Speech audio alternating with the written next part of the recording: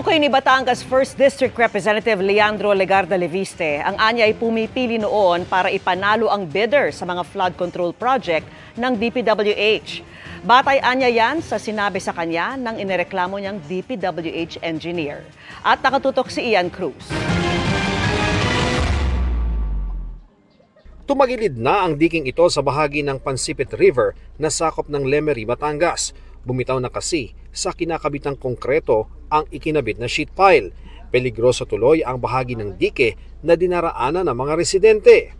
Dati raw yung kinatatayuan ko ngayon ay kapantay nitong gilid ng dike, pero nga sa pagdaan ng Bagyong Christine, nangyari nga po nahati ito at humilig papunta sa Pansipit River itong dike. At napansin din natin na madalang yung mga bakal dito at may mga putol nga po kaya nung dumaan nga yung rumaragas ang tubig dito, bumitaw talaga yung dike. Sa kabilang pampang naman na may dike rin, bayan ng Taal na ang nakakasakop.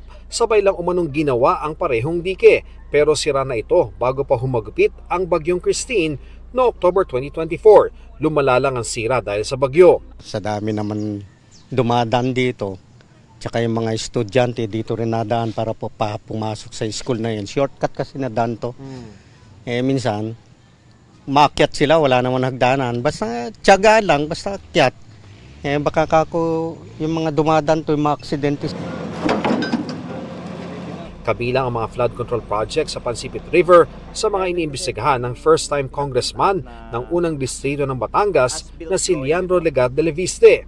Nagsisimula raw sa nilutong bidding ang mga proyekto ng Department of Public Works and Highways sa kanyang distrito.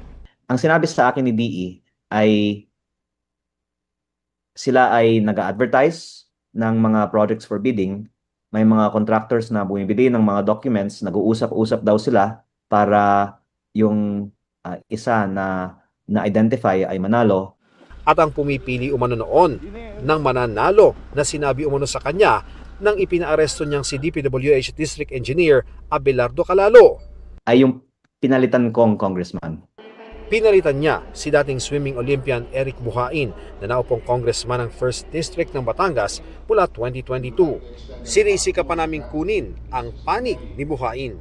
Sabi ni Leviste, hindi lang flood control project, kundi pati ang ibang proyekto gaya ng kalsada at kahit ang mga reflective road markers gaya ng cat-eye ay sisiyasatin niya ang kalidad at halaga ng proyekto.